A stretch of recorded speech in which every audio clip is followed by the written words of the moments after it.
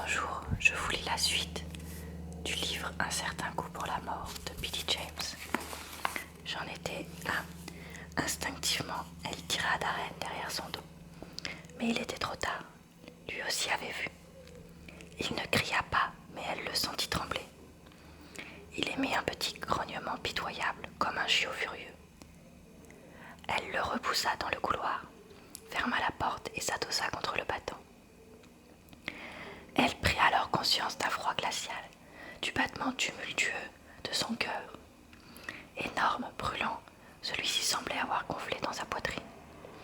Ses douloureuses palpitations secouaient son corps frêle, comme décidé à le rompre. Et l'odeur incertaine, indéfinissable de tout à l'heure, semblait maintenant s'infiltrer dans le couloir, avec de forts relents de mort. Elle s'appuya contre le panneau, remerciant le ciel du soutien que lui offrait son solide bois de chêne sculpté. Cependant, ni l'épaisseur de la porte, ni ses yeux fermés ne purent faire d'écran entre elle et cette chose affreuse. Elle continuait à voir les cadavres aussi vivement éclairés que s'ils avaient été sur une scène, plus vivement même que lorsqu'ils étaient apparus à ses yeux horrifiés. L'un d'eux avait glissé du lit bas et étroit qui se trouvait à droite de la porte et la regardait, la bouche ouverte, la tête presque détachée de du tronc. Elle revit les vaisseaux sectionnés, saillants, comme des tuyaux annelés du sang coagulé. L'autre était adossé comme une poupée de son contre le mur du fond.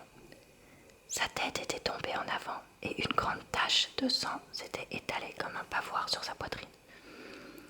Son bonnet de laine marron et bleu avait glissé sur le côté. On ne voyait pas son œil droit, le gauche la lorgnait avec une sorte de terrible omniscience. Ainsi mutilés, les corps semblaient avoir perdu, avec leur sang, tout ce qui faisait leur humanité, vie, identité, dignité. Ils ne ressemblaient plus à des hommes, et il y avait du sang partout. Elle-même avait l'impression de nager dans du sang. Celui-ci battait dans ses oreilles, gargouillait dans sa gorge comme du vomi, éclaboussait les rétines de ses yeux fermés. Ces images macabres qu'elle était incapable de chasser flottaient devant elle dans un tourbillon rouge, se dissolvaient, se reformaient, se dissolvaient de nouveau, mais toujours dans du sang.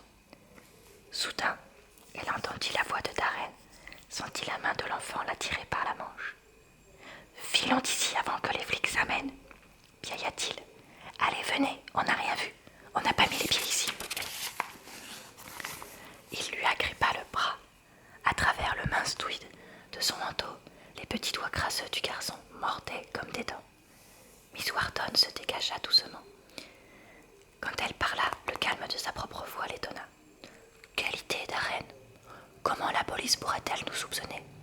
Par contre, si nous nous enfuyions, elle trouverait ça suspect. » Elle lui fit descendre le couloir. « Je reste ici. Toi, va chercher de l'aide. Nous devons fermer la porte. Personne ne doit entrer. Cours chercher le père Barnes. Tu sais où se trouve le presbytère?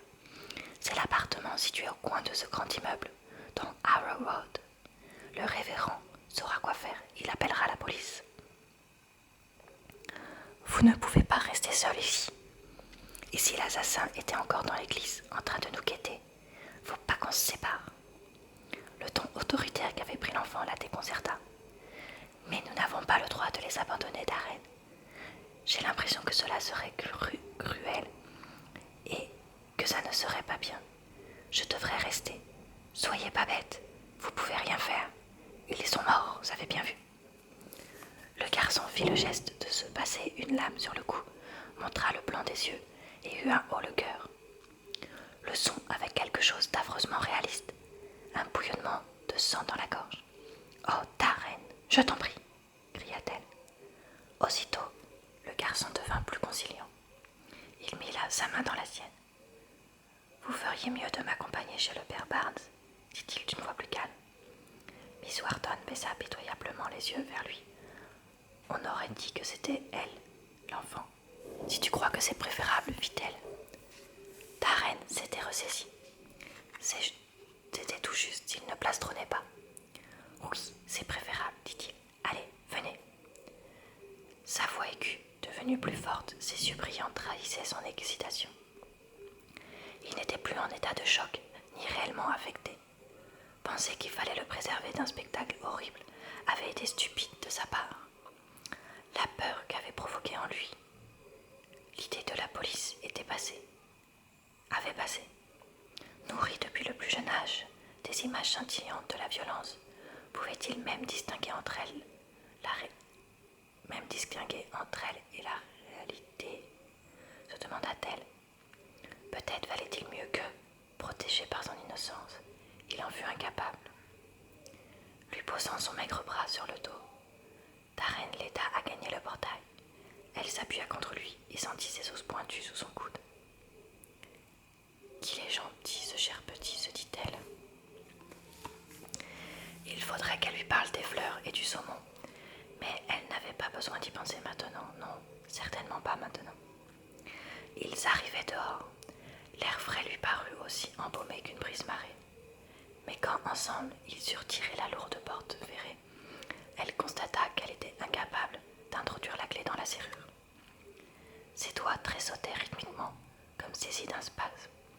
Darren lui prit la clé et, se haussant sur la pointe des pieds, l'enfonça dans la serrure. À ce moment, Miss Wharton sentit ses jambes se dérober. Gauche comme une marionnette, elle s'avança lentement sur le seuil. « Ça ne va pas. Je ne peux pas marcher, Darren. Ça ira mieux dans un petit instant. Mais je suis obligée de rester ici. Va chercher le père Barnes. Vite. » Comme l'enfant hésitait encore, elle ajouta. « L'assassin ne peut plus être dans l'église. À notre arrivée, le portail était ouvert. Il doit être parti après avoir. Il ne resterait par